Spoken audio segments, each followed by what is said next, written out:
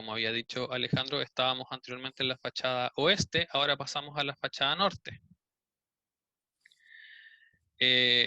Habíamos visto en las otras imágenes santería. Aquí lo que vemos es un astronauta y un demonio, o un dragón. Y esto es otra cosa icónica de la ciudad, bastante característica, donde va mucha gente, mucho turista a buscar el astronauta, a buscar el demonio. Cada cierto tiempo, como es normal, se le tiene que hacer eh, mantención a las fachadas. Y el año 92, que fue la última vez que se le hizo la persona que lo hizo, se estila que quien lo hace puede dejar de alguna manera su firma, algo así se podría decir. Y esta persona quiso hacer esto. Quiso hacer, respecto del astronauta, un homenaje a la humanidad del siglo XX, la época de los avances de la tecnología. Por eso es que está el astronauta. Y al frente, esto ya fue algo tal vez para su propio placer, algo así. Lo que se ve es un demonio tomando un helado. O sea, claramente tiene un barquillo con 3 sabores, ese demonio o dragón. Y como decía, es uno de los puntos donde es normal ver mucha gente aglomerada buscando dónde está el astronauta.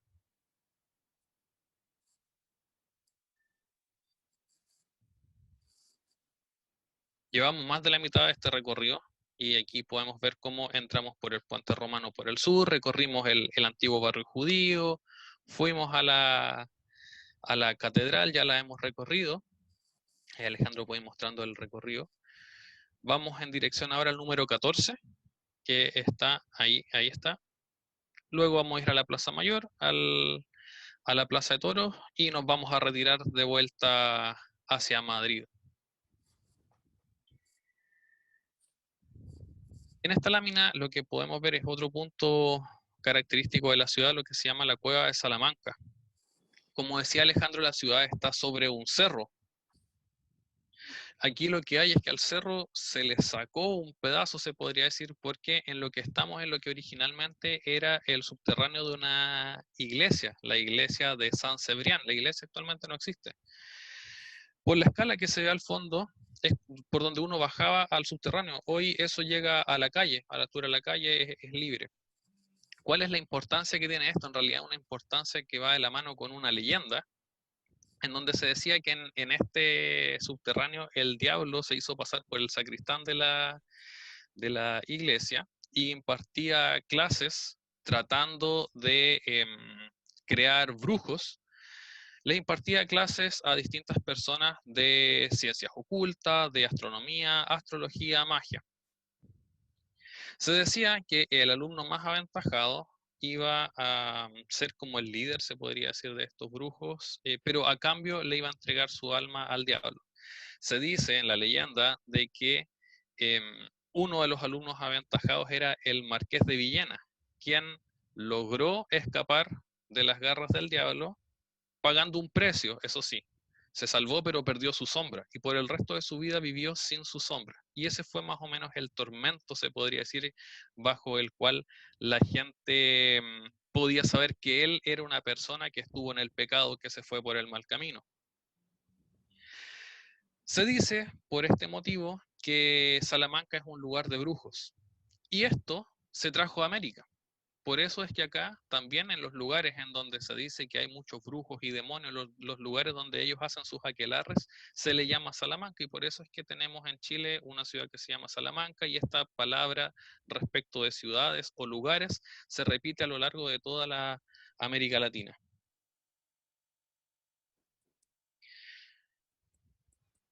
Hemos llegado al convento de San Esteban. Estamos mirando el convento desde la plaza del Concilio de Trento y antes de hablar del convento de San Esteban, donde también podemos ver una fachada plateresca, vemos que en primera plana lo que se ve es una estatua y esa estatua es de Francisco de Vitoria. Habíamos hablado antes de Fray Luis de León, que era un fraile agustino, este era un fraile dominico. Este es un hombre sumamente importante en la historia, tal vez, de la humanidad, la época moderna. Dice la historia que él era hijo de uno de los tripulantes de la, de los viajes de Colón y que su padre, al Francisco joven, le trajo de regalo un indígena americano para que fuera su sirviente. Y Francisco, siendo una persona muy curiosa, en vez de tomarlo como sirviente, empezó a aprender de él y aprendió su idioma. Y se dio cuenta, fíjese lo que voy a decir, se dio cuenta que era un hombre bueno, que era un hombre que sin ser católico tenía principios, que tenía alma. Y en el fondo, Francisco ya cuando crece, toma estos principios que aprende y dedica toda su obra relacionada o tomando como base la dignidad de la persona, así como también los problemas morales que la condición humana trae aparejada. Y bueno, es a raíz de esto que él empieza a luchar por, tal vez es el primero que lucha abiertamente por los derechos de los indígenas americanos, lo que se llamó el derecho de gentes.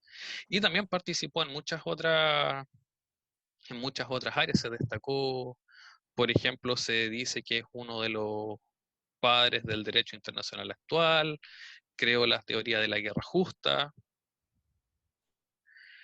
Y me gustaría que Alejandro continuara el recorrido acá, porque en realidad aquí hay harto de contar. Esta iglesia es interesante, cuesta entrar, tiene un horario bien, bien especial, se puede entrar como un museo así en un espacio muy acotado los sábados. Ya, no, no la pudimos documentar adentro como nos hubiese gustado, pero aquí se nota marcadamente en el interior esto de que las construcciones largas fusionaban estilos. Esta iglesia por dentro, derechamente, es como si hubiera dos iglesias pegadas, son dos diseños dos estilos, digamos, tan distintos que, que, que, que queda, ¿cómo podría decirse? Queda más claro, queda de una manera más clara la combinación de estilos que se produce, producto del largo tiempo de construcción, que es la catedral nueva que veíamos anteriormente. ¿Cuál es la importancia del convento de San Esteban? Aquí estudiaron los dominicos, los principales de la época siglo XVI, los que fueron a evangelizar a América. Y aquí, entre los pensadores, que eran mayormente profesores de la universidad, se fue generando un movimiento intelectual, llamémoslo así, que es conocido hasta el día de hoy como la Escuela de Salamanca. ¿De qué se trata esto? De muchas cosas, abarca muchos temas distintos, la economía, el derecho, como decía Felipe, las ciencias.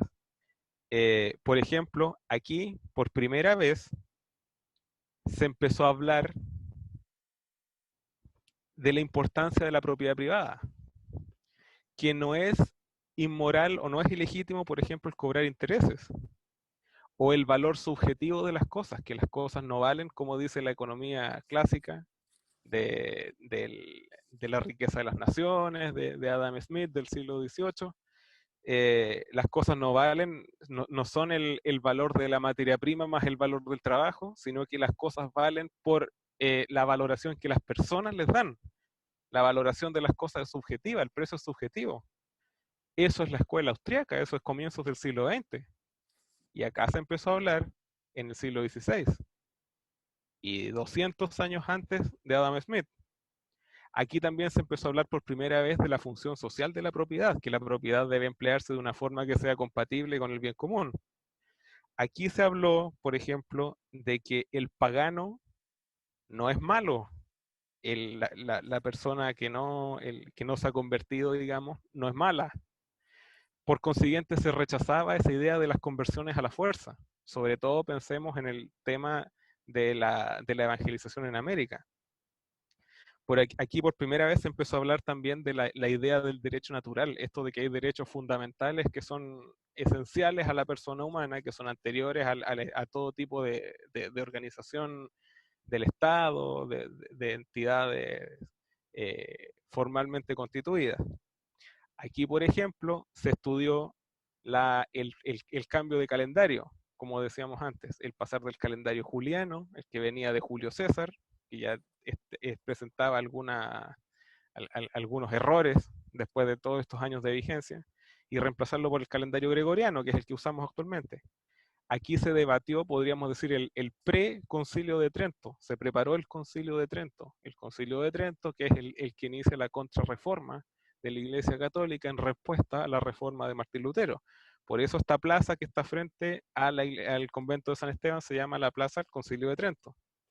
Y se dice también que aquí estuvo Colón alojándose en una de las tantas reuniones que sostuvo para convencer a los reyes católicos de que lo ayudaran en su viaje a América.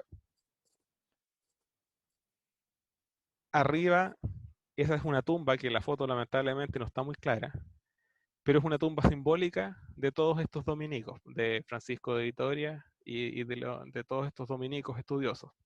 Se llevó ahí como un convento a todos los religiosos que se iban enterrando, se reunieron todos y se enterraron de esta forma simbólica, representando a todos estos pensadores que dieron origen a la escuela de Salamanca.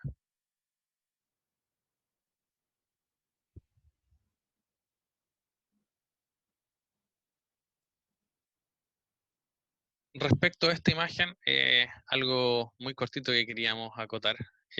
Fue la primera construcción, aquí estamos ya dentro del patio del convento de San Esteban. Fue la primera construcción en arco, en piedra, de 2 pisos que se hizo en Europa. En la imagen lamentablemente no se ve muy bien, pero realmente toda la estructura soportante es desproporcionadamente más grande que el resto, ya que los arquitectos de la época, al estar aprendiendo de qué manera hacer esto, tenían que construir algo que realmente fuera sólido. Ya nuestra realidad sería como que a un ingeniero le dijeran que construyeran una casa que aguantara un terremoto grado 13. El convento hoy ya no es un convento, es un museo.